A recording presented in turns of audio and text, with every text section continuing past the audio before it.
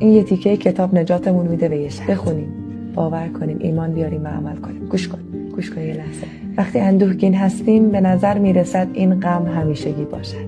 به نظر میرسد پایان شب به صبح وصل نمی شود. به نظر میرسد کسی شبیه ما این غم را تجربه نمی کند. اما یکی از واقعیت‌های زندگی این است که هیچ چیز باقی نمی ماند.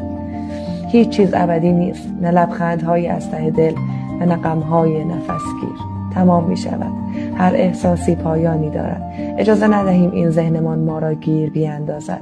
بگذاریم در جریان این آمدنها و رفتنها، در میان این شادیها و غمها زندگی کنیم. زندگی امتداد و تکرار این احساس هاست. همراهشان باشیم و در هیچ کدامشان گیر نکنیم. در لحظه ها زندگی کنیم اما به هیچ لحظه‌ای دل نبندیم.